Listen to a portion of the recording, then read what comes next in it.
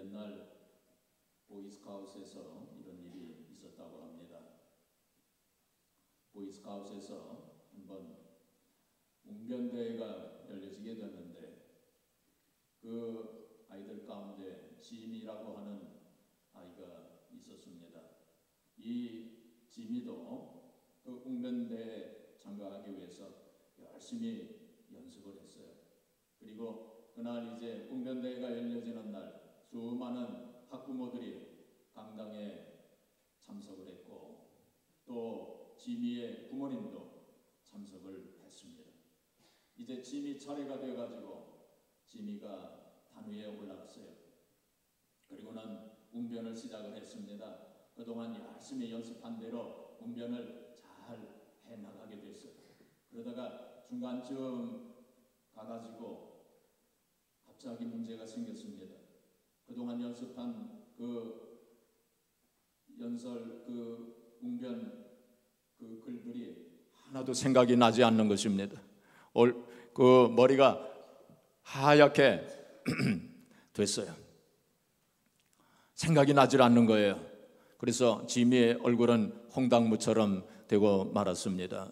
어찌할 바를 알지 못했어요. 그때에 요 앞에 앉아 있었던 소년 그 단장이 지미에게 조그만 목소리로 그 다음 문장을 얘기를 해줬어요. 그래가지고 그 문장을 받아가지고 또 이제 연설을 웅변을 하기 시작을 했어요. 한참 동안 잘 진행이 됐습니다. 그러다가 다시 막혔어요. 다시 생각이 나질 않는 거예요.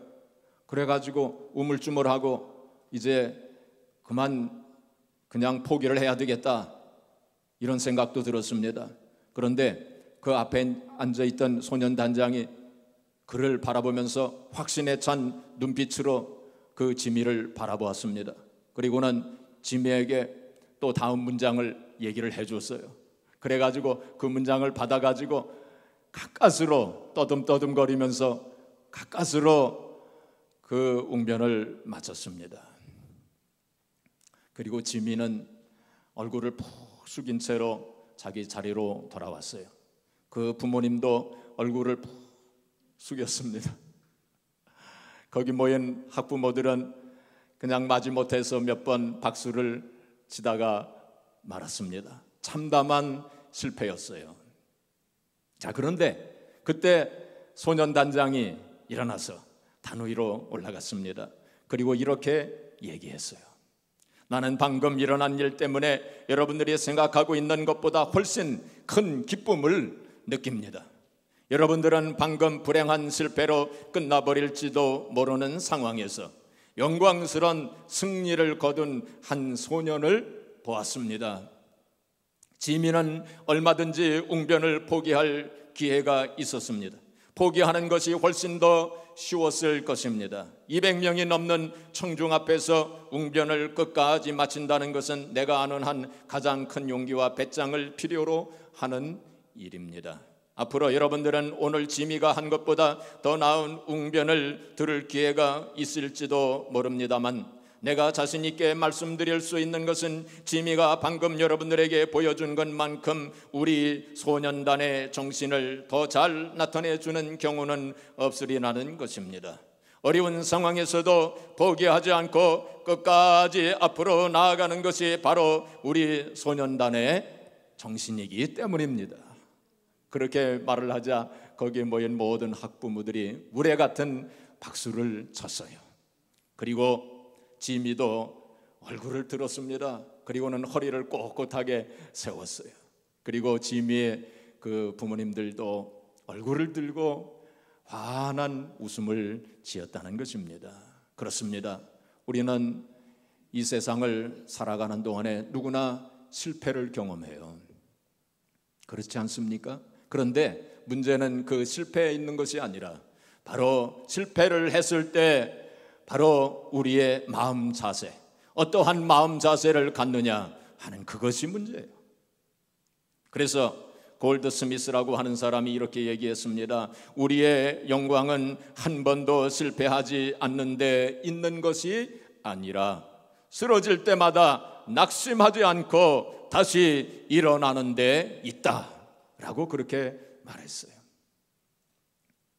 우리가 인생을 살 때 나이를 먹어감에 따라서 우리는 낙심을 많이 합니다. 우리가 과거의 인생을 되돌아보면서 내가 한 일이 아무것도 없는 것 같은데, 되어진 일도 아무것도 없는 것 같은데, 그냥 실패를 거듭하고 실수만 한 것 같은데, 세월만 속절없이 가는 것을 우리가 느끼면서 우리의 마음속에 낙심이 찾아와요. 우리 모두가 다 경험하는 거 아닙니까? 자, 그런데 여러분, 근데 위로가 좀 되는 일이 있어요. 우리가 낙심하면서 이 세상을 사는데 위로가 좀 되는 게 있어요. 뭐가 위로가 되느냐? 바로 오늘 시편을 기록한 이 시편 기자도 바로 낙심했다고 하는 사실입니다. 그걸 우리 생각하면 좀 위로가 되지 않습니까? 자, 오늘 말씀 보시면은 5절에 보시면 내 영혼아 네가 어찌하여 낙심하며 어찌하여 내 속에서 불안해하는가 라고 말하고 있습니다. 자, 그 다음에 또 어디에 또 그 말씀이 있죠? 자, 여기 11절에도 보시면은 내 영혼아 네가 어찌하여 낙심하며 어찌하여 내 속에서 불안해하는가 라고 하면서 낙심했던 그것을 고백을 하고 있지 않습니까? 성경학자들은 오늘 시편을 기록한 사람이 다름 아닌 다윗이라고 보고 있어요. 다윗이 기록한 겁니다. 그리고 나중에 이 고라 자손들이 이 시편을 복원했다라고 그렇게 보고 있습니다. 다윗과 같이 위대한 신앙가도 낙심했다는 그 사실을 생각할 때 우리의 마음속에 위로가 돼요. 다윗뿐만이 아닙니다. 성경에 나오는 위대한 인물들 가운데 낙심한 사람들이 많이 있었어요. 아브라함도 낙심한 적이 있었습니다. 모세 같은 이도 낙심한 적이 있었어요. 바울 사도 같은 위대한 분들도 낙심했어요. 그렇게 생각하면 참 그 낙심 학교의 동창생들이 참 많습니다. 우리들도 그 동창생들 아닙니까? 자, 그런데 다윗이 그 당시 어떤 상황 속에 있었는지, 왜 그가 그렇게 낙심하게 되었는지 우리는 구체적으로는 다 알지 못합니다. 그런데 오늘 본문을 보면은 조금 우리가 짐작해 하는 대목이 있어요. 3절에 보시면 사람들이 종일 내게 하는 말이 네 하나님이 어디 있느뇨 라고 그렇게 조롱하는 말을 들었습니다. 자, 그 다음에 9절 후반절에 보시면 내가 어찌하여 원수의 압제로 말미암아 슬프게 다니나이까. 원수의 압제들이 있었어요. 그 다음에 또 10절에 보시면 내 뼈를 찌르는 칼같이 내 대적이 나를 비방했다라고 말했습니다. 대적들이 그리고 원수들이 비방을 하고 또 조롱을 하고 네 하나님이 어디 있느냐? 네가 믿는 나는 하나님이 어디 있느냐? 네가 하나님을 믿으면 왜 그런 일이 일어나느냐? 이렇게 조롱하는 말을 들었다는 것입니다. 우리도 그럴 때가 있어요. 우리도 신앙생활 하다 보면은 어떤 때는 네 하나님이 어디 있느냐? 네가 믿는다는 하나님이 어디 있느냐? 너는 하나님을 믿는다고 하면서 왜 그런 일이 일어났느냐? 그런 말을 들을 때가 있어요. 그런 말을 들을 때 우리 마음이 아픕니다. 그리고 우리가 꼭 낙심이 들 때도 있어요. 사람들이 왜 낙심합니까? 우리가 세상에서 보면은 우리를 낙심케 하는 일들이 참 많아요. 그래서 성경에서 제가 한번 찾아봤어요. 사람들을 낙심하게 하는 요인들이 무엇인가? 그것을 좀 몇 가지로 정리를 해보았습니다. 첫째로 사람들이 낙심을 하는 이유는 환난과 문제와 어려움이 있을 때 자기 자신에게 뿐만이 아니라 또는 자기가 사랑하는 사람, 자기와 가까운 사람에게 어려움이 생기고 문제가 생기고 환난이 일어났을 때 우리는 낙심할 때가 있어요. 에베소서 3장 13절에 보시면은 바울 사도가 말하기를 나의 여러 고난 환난에 대하여 낙심치 말라라고 그렇게 권면했어요. 바울 사도가 환난을 당하고 고난을 당하는 것을 볼 때 성도들이 낙심했습니다. 바울 사도 같은 분이 왜 저런 고난을, 왜 저런 환난을 당할까 하면서 성도들이 낙심했다고 했습니다. 근데 바울 사도가 낙심하지 말아라 하고 그렇게 권면했습니다. 또 기도하다가 낙심하는 사람들이 있습니다. 누가복음 18장 1절에 보시면 예수님께서 항상 기도하고 낙심치 말아야 할 것을 가르치셨어요. 그것은 바로 기도하다가 낙심하는 사람들이 있음을 말씀하시고 있는 것입니다. 기도하다가 기도가 응답이 안 될 때, 혹은 기도를 했는데 기도 응답이 다른 것으로 이렇게 호흡될 때 사람들은 낙심합니다. 그 다음에 또 하나님의 징계가 임할 때, 히브리서 12장 5절에 보시면 하나님의 징계를 받을 때 낙심치 말아라. 그러니까 하나님의 징계를 받을 때 낙심하는 사람들이 있다는 것입니다. 또 고린도후서 4장 8절에 보시면 답답한 일을 당할 때 또 사람들은 낙심한다는 거예요. 그 다음에 갈라디아서 6장 9절에 보시면 선을 행하다가 낙심치 말아야 한다, 그렇게 말씀했어요. 그것은 선을 행하다가 낙심하는 사람들이 있다는 것입니다. 나는 선을 행하였는데 그 선의 열매가 맺어지지 아니할 때, 나는 선한 일을 했는데 사람들이 인정해 주지 아니할 때, 나는 선한 일을 했는데 사람들이 오히려 오해할 때, 그럴 때 우리의 마음이 낙심되기 쉽습니다. 그 다음에 사명 수행하다가 고린도후서 4장 1절에 보시면은 이 직분을 받아 낙심치 말아라, 그렇게 말씀하고 있습니다. 우리가 교회에서 여러 직분을 받아서 헌신할 때 낙심하기 쉽습니다. 혹은 우리 찬양대에서 우리가 헌신하다가 낙심할 수 있습니다. 혹은 여러 남녀 선교회 임원으로 헌신하다가 교회 각 부서에서 헌신하다가 낙심할 수 있습니다. 그 다음에 시편 73편에 보시면은 악한 자의 형통, 그것을 부러워하지 말아라. 악한 자들이 세상에서 형통하는 거 보고 하나님을 믿지도 아니하는 그러한 사람들이 세상에서 잘 되는 그것을 보고 시험에 들지 말아라. 그리고 낙심하지 말아라. 그들은 다 낙엽과 같이 금방 없어져 버린다, 그렇게 말씀을 하고 있습니다. 자, 마지막으로 우리의 소망, 우리의 소원이 더디 이루어질 때, 잠언서 13장 12절에 보시면 소망이 더디 이루어지면 우리의 마음이 상하게 된다. 그러니까 우리의 소망, 우리의 소원이 있었는데 그것이 잘 이루어지지 아니할 때 우리는 낙심하게 된다는 거예요. 여러분, 참 많죠. 자, 여러분들은 어디에 해당이 됩니까? 저는 개인적으로 가만히 생각을 해보니까 저희 인생을 살면서 모든 항목에 다 걸쳐서 한두 번 이상은 다 거기에 다 걸린 것 같아요. 자, 그렇다면 문제는 우리가 낙심할 때 이 낙심을 극복해야 돼요. 우리 인간이기 때문에 낙심이 들 때가 있어요. 자, 그럴 때에 중요한 것은 바로 그 낙심을 어떻게 극복해 나가느냐, 그게 중요한 것입니다. 어떤 사람의 인생의 가치는 바로 낙심을 얼마나 극복했느냐에 따라서 그 인생의 가치가 결정될 것이기 때문입니다. 어떤 사람은 그렇게 얘기했어요. 우리 인생은 낙심을 극복하는 과정이라고 그렇게 말했습니다. 우리가 어떤 때는 낙심이 들 때 그냥 산이나 강이나 바다로 그냥 홀로 거기 가서 살았으면 좋겠다 하는 그런 생각이 들 수도 있어요. 오늘 시편 기자도 보면은 6절 7절에 보시면은 산으로 올라갔다고 그랬어요. 그 다음에 7절에 보시면 바다가 있는 곳으로 갔다고 했습니다. 아마 이 시편 기자도 그냥 혼자 산속에 깊이 들어가서 다른 사람 만나지 아니하고 현실을 도피하면서 그렇게 살기를 원했을는지도 몰라요.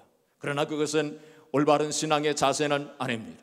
하나님께서는 우리로 하여금 이 현실을 도피하면서 살라고 그렇게 말씀하지 아니하셨습니다. 어떤 때는 고난이 심할 때는 그냥 지금 바로 하늘나라로 갔으면 좋겠다 하는 그런 생각이 들 수도 있어요. 그것도 신앙의 올바른 자세는 아닙니다. 하나님께서는 때가 되기 전에 우리를 부르시지 않습니다. 하나님의 뜻은 이 세상에 살면서 끝까지 하나님께서 정해주신 그 시간까지 현실과 맞부딪혀 가면서 낙심을 극복하면서 사는 것이 하나님의 뜻이기 때문입니다. 자, 그렇다면 우리가 어떻게 하면 이 낙심을 극복할 수 있을까요? 다윗은 어떻게 그 낙심을 극복했는가 하는 그것을 오늘 본문을 통해서 함께 생각해 보기를 원합니다. 첫째로 다윗은 낙심이 될 때 하나님을 바라보았어요. 누구를 바라봤어요? 하나님을 바라보았습니다. 1절에 보시면 하나님이여 사슴이 시냇물을 찾기에 갈급한 같이 내 영혼이 주를 찾기에 갈급하니, 사슴이 시냇물을 갈급함 같이 주님을, 하나님을 바라보았다고. 그리고 5절에 보시면 너는 하나님께 소망을 두라 라고 말씀했어요. 그는 낙심이 될 때, 어려움이 있을 때 하나님을 바라보았어요. 여러분, 하나님을 바라봐야 됩니다. 어려움이 있을 때, 문제가 있을 때, 혼란이 있을 때 그 문제를 바라보거나 혹은 환경을 바라보게 되면 더 낙심이 돼요. 자꾸만 더 낙심이 돼요. 그런데 우리는 그러할 때 하나님을 바라보게 되면 그 문제보다 크신 하나님, 그 환경보다 더 크신 하나님을 바라볼 때 우리의 마음속에 소망이 넘치게 되고 그 낙심을 극복할 수 있는 것입니다. 그래서 시편 62편 1절에 보시면 그 시편도 다윗이 지은 시편인데 내 영혼이 잠잠히 하나님을 바라보며 하나님만 바라며, 그렇게 말씀했어요. 내 영혼이 잠잠히 하나님만 바라며 나의 구원이 그에게서 나오는도다, 그렇게 고백을 했어요. 어려움이 있을 때, 고난이 있을 때 다윗은 하나님만 바라봤어요. 나의 구원이 하나님으로부터 나오는도다. 2절에 말씀하기를 오직 그만이, 오직 하나님만이 나의 반석이요 나의 구원이시요 나의 요새시니 내가 흔들리지 아니하리로다. 우리가 환경을 바라보게 되면, 문제를 바라보게 되면, 혹은 다른 사람을 바라보게 되면 낙심이 되어 흔들리게 돼요. 그렇지만은 전능하신 하나님을 바라보게 되면, 그 문제보다 크신 하나님을 바라볼 때 내 마음이 요동치 않게 되는 것입니다. 한번 연습을 한번 해보겠습니다. 우리 한번 이렇게 모두 다 오른쪽을 한번 바라보세요. 오른쪽 전부 바라보세요. 누가 보입니까? 사람이 보이죠? 자, 왼쪽을 바라보세요. 왼쪽에 뭐가 보입니까? 세상이 보이지 않습니까? 아래를 한번 바라보세요. 뭐가 보입니까? 땅이 바라보여요. 한번 위를 바라보세요. 누가 보입니까? 뭐 천장이라고요? 하나님이 보이지 않습니까? 하나님. 그래서 위를 바라보라. 성경에 땅을 바라보지 말고 위를 바라보라, 그렇게 말씀하고 있어요. 제가 군대에서 훈련 받을 때 한 번은 이 교관들이 그냥 정신없이 훈련을 시키는데 하루 종일 그냥 연병장을 돌리고 또 구르게 하고 뭐 여러 가지 훈련을 시키고 또 기합도 주고 뭐 그랬어요. 정신이 아주 없을 정도로 그렇게 훈련을 시켰어요. 자, 그런데 갑자기 한 교관이 다 집합하라고 그랬습니다. 그래서 딱 집합에서 정렬을 딱 하고 있는데 갑자기 그 교관이 기관들 하늘을 바라보라 그러더라고요. 하늘을 바라보라 그래요.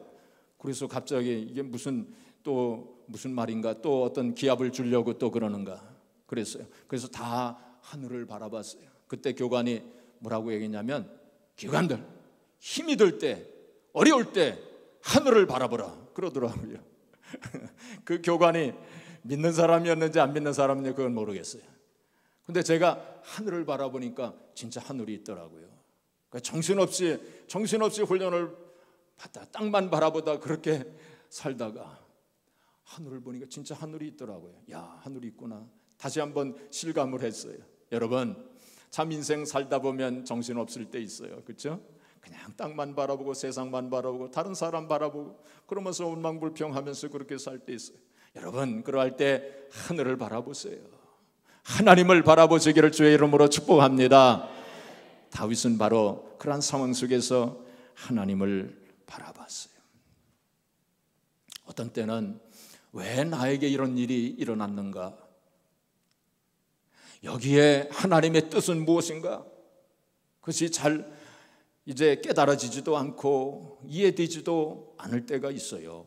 그럴 때라도 우리는 하나님을 바라봐야 돼.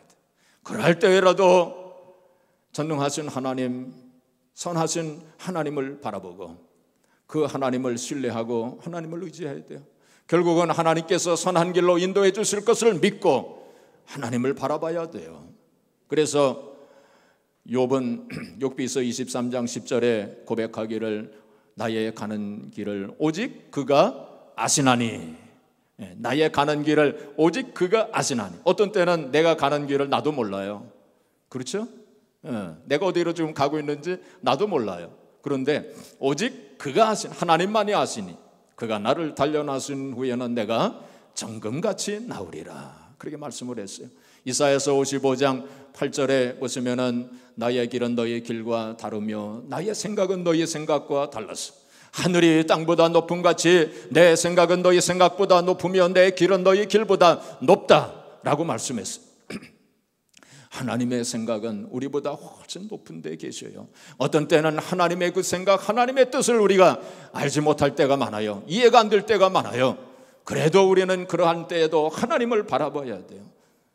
사랑하는 성도 여러분, 오늘 이 아침에 잠잠히 하나님을 바라보시기를 바랍니다. 바로 그 하나님은 전능하신 하나님이시, 우리를 얼마든지 선한 길로 인도해 주실 수 있고 우리의 문제를 해결해 주실 수 있는 그 하나님이시, 합력하여 선을 이루어 주실 수 있는 그 하나님, 우리에게 가장 좋은 것이 무엇인가를 아시고 그 가장 좋은 것을 주실 수 있는 하나님이시요, 또한 우리에게 가장 좋은 때가 언제인가 하는 것을 아시는 하나님이시요. 그래서 그때가 이루어질 때까지 우리는 그 하나님을 바라봐야 됩니다. 바로 다윗은 이렇게 하나님을 바라봄으로 낙심을 극복한 것입니다. 둘째로 다윗은 기도했어요. 뭐 했어요? 기도했습니다. 여기 8절에 보시면은 낮에는 여호와께서 그의 인자하심을 베푸시고 밤에는 그의 찬송이 내게 있어 생명의 하나님께 기도하리로다. 기도했어요. 낙심이 될 때에 기도했습니다. 아마도 산에 올라가서 기도했을 것입니다. 또 7절에 보시면은 바닷가에 가서 기도한 것 같습니다. 8절에 보시면은 낮에도 기도하고 밤에도 기도했다라고 그렇게 고백했어요. 다윗은 낙심 가운데 있을 때 낙심 가운데 머물러 있지 아니하고 하나님 앞에 기도했어요. 누가복음 18장 1절에 예수님께서 말씀하시기를 항상 기도하고 낙심치 말아야 할 것을 당부하셨어요. 그러니까 기도하다가 낙심하는 사람들이 많이 있다고 하는 뜻입니다. 기도하는 사람은, 항상 기도하는 사람은 낙심하지 않아요. 낙심이 좀 되더라도 기도하는 사람은 다시 낙심을 이길 수 있어요. 예수님께서 바로 그 말씀을 하신 다음에 불의한 재판관과 그 과부의 비유의 말씀을 하시지 않았습니까? 그래서 과부가 있었는데 이 사람이 억울한 일을 당했어요. 그는 돈도 없고 백도 없고, 그래서 어디 가서 호소할 데가 없는데, 그래서 그는 재판관을 찾아갔습니다. 그런데 그 재판관은 불의한 재판관이었어요. 뇌물을 받고 재판하는 그런 재판관이었어요. 과부가 뭐 말하는 거, 돈도 없고 백도 없는 그 과부 무시하는 그러한 불의한 재판관이었어요.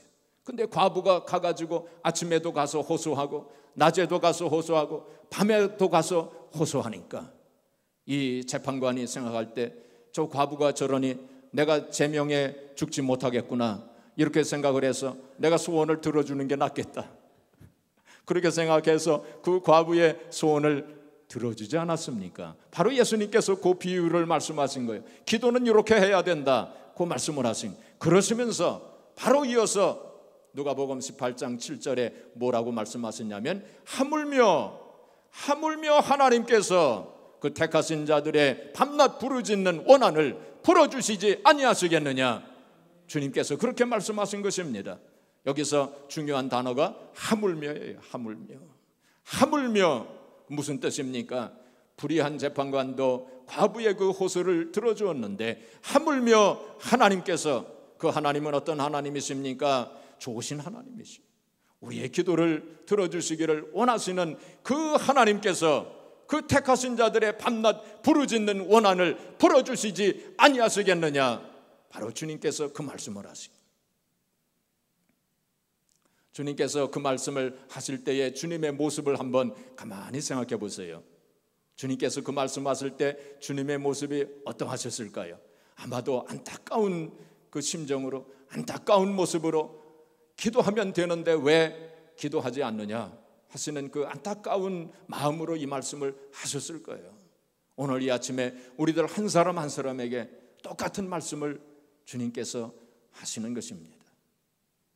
과부가 호소하지 않았더라면 그는 평생 낙심 가운데 살았을 거예요. 그러나 그는 호소하였기 때문에 소망을 가지게 된 것입니다. 어떤 청년이 자기 스승을 찾아갔어요. 스승을 찾아가서 선생님, 기도하는 법을 좀 가르쳐 주세요 라고 그렇게 했습니다. 그러자 그 선생님이 다짜고짜로 그 청년을 데리고서는 강가로 데리고 갔어요. 강가로 데려가더니 또 다짜고짜로 그 청년의 머리를 그냥 물속에 쳐 박았어요. 그러니까 이 청년이 어떻게 되었습니까? 그냥 발버둥을 치지 않습니까? 살려달라고 발버둥을 막 쳤어요. 한참 후에 그 선생님이 그 청년의 머리를 이렇게 물 밖으로 내놓았어요. 그러자 그 청년이 선생님, 기도를 가르쳐 달라고 했는데 왜 나를 물속에 쳐넣었습니까? 그랬어요. 그러니까 선생님이 말하기를, 얘야, 기도는 바로 이런 거란다. 기도는 바로 이런 거란다. 네가 물속에 들어갔을 때 얼마나 답답하였느냐, 살려달라고 얼마나 발버둥을 쳤느냐. 네가 기도할 때 바로 그런 마음으로, 그런 간절한 마음으로 기도해야 되느니라. 그렇게 말했다는 것입니다. 우리가 기도할 때 그런 간절함이 있어야 돼요. 하나님, 나의 기도를 들어주시지 아니하시면 저는 살 수가 없습니다. 살려달라고 외치는 그러한 마음으로 우리가 기도해야 돼요. 그래, 기도할 때 우리는 낙심을 극복할 수 있어요. 많은 사람들이 낙심 중에서 있습니다. 우리가 기도할 때 그 낙심에서 이겨나갈 수가 있어요. 어떤 분들은 기도하다가, 과거에 기도하다가 낙심하신 분들이 있어요. 포기하신 분들이 있어요. 여러분, 기도의 힘을 다시 회복하시기를 바랍니다. 기도의 능력을 다시 회복하시기를 바랍니다. 우리가 기도하지 않는다면 세상 사람들과 다른 점이 뭐가 있겠어요? 기도할 수 있는 특권을 우리에게 주셨는데, 다윗은 바로 그렇게 기도함으로 낙심을 극복했던 것입니다. 마지막으로 다윗은 일어섰어요. 어떻게 했어요? 일어섰습니다. 여기 11절에 보시면, 내 영혼아, 네가 어찌하여 낙심하며 어찌하여 내 속에서 불안해하는가? 너는 하나님께 소망을 두라. 나는 그가 나타나 도우심으로 말미암아 내 하나님을 여전히 찬송하리로다. 이 마지막 부분에 내 하나님을 여전히, 옛날 성경은 오히려, 저는 그게 더 좋았던 것 같아요. 내 하나님을 오히려 찬송하리로다. 이러한 상황 속에서도 낙심하지 아니하고 오히려 하나님을 찬송하겠다고 그렇게 고백을 했어요. 다윗은 낙심 속에 머물러 있지 아니하고 전능하신 하나님을 바라보면서 하나님 앞에 기도함으로 말미암아 그 낙심을 극복하고 다시 일어설 수 있게 된 것입니다. 그래서 다윗은 시편 57편 7절에도 보면, 내 마음이 확정되었고 확정되었사오니 내가 노래하고 찬송하리로다 라고 그렇게 고백했어요. 그것은 시편 57편은 다윗이 제일 힘들 때, 엔게디 굴에 숨어 있을 때 그 찬송을 기록했다고 그렇게 되어 있습니다. 사울이 그를 잡아 죽이려고 쫓아다녔습니다.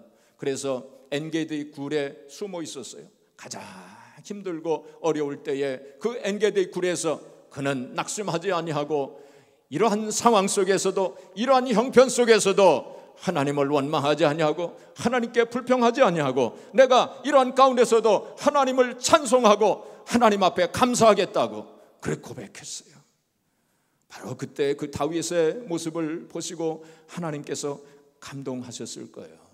우리가 어려움 속에 있을 때, 고난 속에 있을 때, 환난 속에 있을 때 하나님께서 우리를 불꽃 같은 눈으로 보실 것입니다. 제가 이럴 때에 어떻게 하는가 좀 보자. 제가 저럴 때에 어떻게 하는가 좀 보자. 어떤 사람들은 그러한 가운데 낙심하고 어떤 사람들은 하나님 앞에 원망하고 불평합니다. 어떤 사람들은 그러한 가운데서도 오히려 하나님을 찬양해요. 하나님 앞에 감사해요. 바로 그러한 신앙의 자세를 우리가 가져야 할 것입니다. 낭망 속에 머무르지 아니하고 원망 불평 속에 잠겨 있지 아니하고 다윗은 다시 일어난 것입니다. 다시 시작하는 것입니다. 물론 다윗의 그 사정 형편이 다 바뀌어진 것은 아닐 것입니다. 그러나 다윗의 마음은 이미 바뀌어져 있어요. 다윗의 마음은 이미 새로워졌습니다. 다윗의 마음은 다시 일어났습니다. 우리의 마음이 바뀌어지면 환경은 언젠가는 바뀌어지게 되는 것입니다. 사랑하는 성도 여러분, 다시 일어서야 됩니다. 우리가 낙심 중에 머물러 있지 않냐고 다시 시작하는 것입니다. 우리가 성경에 보면 신앙의 인물들은 모두 다 다시 일어난 사람들이에요. 낙심을 극복하고 다시 시작한 사람들입니다. 잠언서 24장 16절에 보시면은 의인은 7번 넘어질지라도 다시 일어난다고 그랬어요. 바로 우리가 잘 알고 있는 7전8기, 그것이 7번 넘어졌지만은 다시 8번째 다시 일어나는 그것이 7전8기 아닙니까? 성경에도 그 말씀이 있어요. 의인은 7번 넘어질지라도 다시 일어난다고. 우리는 그와 같은 마음으로 다시 시작해야 돼요. 다시 일어나야 돼요. 그 사람이야말로 진정한 승리자인 것입니다. 바로 신앙의 위대한 인물들은 그런 인물들이었고 하나님께서는 바로 그런 인물들을 찾으시는 것입니다. 그런 인물들을 통해서 하나님의 뜻을 이루시는 것입니다. 마지막으로 제가 한 글을 좀 읽어드리려고 제가 가지고 왔어요.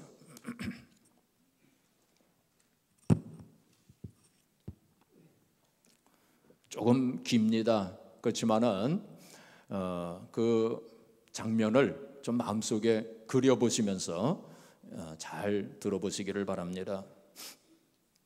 어린 남학생들의 달리기 시합이었다. 아직도 얼마나 생생히 그 순간이 기억나는지 흥분감과 자신감, 하지만 역시 두려운 마음도 있었다. 뭐라고 말하기 어려운 기분이었다. 선수들 모두가 흥분된 마음으로 출발선에 섰다. 운동장 양쪽에선 아버지들이 자신의 아들들을 응원하고 있었다. 소년들은 저마다 아버지에게 자신이 1등하는 모습을 보여주고 싶었다. 드디어 출발 신호가 울리고 선수들은 앞으로 달려나갔다. 건강한 가슴과 희망들이 불타올랐다. 우승자가 되고 그래서 그날의 영웅이 되는 것이 소년들 저마다의 바람이었다. 특히 한 소년이 있었다. 소년의 아버지 역시 군중 속에서 지켜보고 있었다. 소년은 선두로 달려나가면서 생각했다. 아빠가 자랑스러워 하실 거야. 그런데 속도를 내어 약간 내리막진 운동장을 지나 얕은 웅덩이를 뛰어넘는 순간 우승자가 되리라고 생각했던 어린 소년은 그만 발을 헛디뎌 미끄러졌다. 중심을 잡으려고 노력하다가 소년은 그만 두 팔을 헛짚으며 바닥에 얼굴을 문지르고 말았다.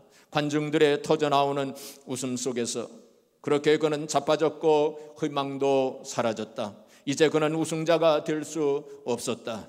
창피한 나머지 그는 어떻게든 그 자리에서 달아나고 싶었다. 하지만 소년이 넘어지는 순간 그의 아버지가 확신에 찬 얼굴로 일어섰다. 그 얼굴은 소년에게 분명한 목소리로 말하고 있었다. 일어나서 달려라. 소년은 벌떡 일어났다. 다친 데는 없었다. 조금 뒤처진 것뿐 그게 전부였다. 그는 뒤처진 것을 따라잡기 위해 온 마음을 다해 달렸다. 얼른 다른 아이들을 따라잡아 우승자가 되겠다는 생각이 너무 강한 나머지 마음이 다리보다 더 빨리 달렸다. 그래서 그는 또다시 넘어지고 말았다. 아까 포기했더라면 한 번밖에 창피를 당하지 않았을 것이라고 소년은 생각했다. 난 이제 달리기 선수로선 희망이 없어. 다신 경주에 참가하지 말아야 해.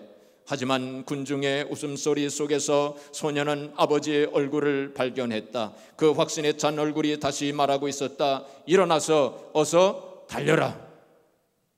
그래서 소녀는 또다시 벌떡 일어났다. 맨 꼴찌에서 달리는 아이보다 10걸음 정도 뒤쳐져 있었다. 소녀는 생각했다. 저 거리를 메꾸려면 정말 빨리 달려야 하겠어. 온 힘을 다해 달린 끝에 소녀는 금방 그 거리를 따라잡았다. 하지만 선두까지도 따라잡으려고 애쓴 나머지 또다시 미끄러져 넘어지고 말았다. 난 졌어. 소녀는 그곳에 엎어져 있었다. 눈물이 볼을 타고 흘러내렸다. 이대로 계속 달리는 건 무의미해. 3번이나 스트라이크를 먹었으니 아웃이야. 다시 시도한다는 건 쓸데없는 짓이야. 일어나고픈 의지가 사라지고 모든 희망이 달아났다. 너무 뒤처졌고 너무 실수투성이다. 어쨌든 패배자가 되었다. 그는 생각했다. 난 졌어. 앞으로도 창피함을 안고 살아가게 될 거야. 하지만 그때 소녀는 곧 마주칠 아버지의 얼굴을 생각했다. 일어나라. 낮게 메아리치는 소리가 들렸다. 일어나서 네 책임을 다해라. 넌 여기서 포기해서는 안 돼. 일어나서 어서 달려라. 그 목소리는 소년에게 새로운 의지를 심어주고 있었다. 일어나라. 넌 결코 패배하지 않았어. 승리한다는 것은 다른 게 아니야. 넘어질 때마다 일어나는 것이 진정한 승리이지. 그래서 소녀는 또다시 일어났다. 이기든 지든 최소한 중단하진 않겠다고 소녀는 새롭게 결심했다. 이제 다른 아이들에 비해 너무 뒤처져 있었다. 여태껏 이렇게 뒤처져 본 적이 없었다. 그래도 그는 자신이 갖고 있는 온 힘을 다해 마치 우승을 노리는 사람처럼 달렸다. 3번이나 그는 넘어졌지만 3번 모두 일어났다. 우승의 희망을 갖기에는 너무 뒤처져 있었으나 그래도 끝까지 달렸다. 우승자가 결승선을 통과하는 순간 관중은 환호의 박수를 보냈다. 1등을 한 선수는 자랑스럽게 고개를 쳐들고 행복한 미소를 지었다. 넘어지지도 않았고 창피를 당하지도 않았다. 하지만 3번이나 넘어졌던 소년이 맨 꼴찌로 결승선에 들어서는 순간 관중은 일제히 일어나서 더 큰 환호를 보냈다. 달리기를 끝까지 해낸 것에 대해서. 소년이 비록 고개를 숙이고 자신감을 잃은 채 마지막으로 들어오긴 했지만 관중의 박수 소리로 따지면 소년이 곧 우승자였다. 아버지에게로 다가간 소년은 풀이 죽어서 말했다. 잘 해내지 못해 죄송해요. 소년의 아버지가 말했다. 나한테는 네가 우승자다. 넌 넘어질 때마다 일어났어. 여러분, 우리가 인생을 살다 보면 어떤 때는 넘어질 때가 있습니다. 넘어졌을 때 주님께서 아무개야 일어나라. 다시 시작해라. 우리가 또 그렇게 달려가다가 또 넘어질 때가 있어요. 그럴 때 주님께서 아무개야 일어나라. 포기하지 마라. 다시 시작해라. 다시 달려가라. 주님께서 그렇게 말씀하십니다. 오늘 이 아침에 우리들에게 주님께서 아무개야 다시 일어나서 다시 시작해라. 우리가 그렇게 달리고 또 달리고 낙심하지 아니하고 포기하지 아니하고 일어나서 또 달리고 또 달려서 우리의 달려갈 길을 다 마치고 우리가 주님 앞에 섰을 때에 주님께서 아무개야 네가 진정한 승리자다. 너는 저 세상에서 살아갈 때 넘어지고 또 넘어졌지만은 그때마다 일어났다. 너야말로 진정한 승리자다 라고 주님께서 그렇게 말씀하실 것입니다. 사랑하는 성도 여러분, 우리가 이 세상을 살아갈 때 참 우리를 낙심시키는 일들이 참으로 많습니다. 그러나 우리는 그 낙심을 이길 수 있는, 낙심을 극복할 수 있는 충분한 이유와 근거를 가지고 살아가는 사람들입니다. 사랑하는 성도 여러분, 늘 어떤 환경 속에서도 전능하신 하나님을 바라보세요. 그리고 하나님 앞에 간절한 마음으로 기도하세요. 그리고 다시 일어나세요. 다시 시작하세요. 그러한 사람이 진정한 승리자인 것입니다. 바로 우리가 일어날 때 하나님께서 그 권능의 손으로 우리를 붙잡아 주시고 우리를 도와주실 것입니다. 그래서 달리고 또 달리고 끝까지 달려서 진정한 승리자가 되어서 우리가 주님 앞에 서는 그날 하나님의 영광을 보고 또 하나님의 영광에 들어가는 우리 모두가 되어지기를 주님의 이름으로 축복합니다.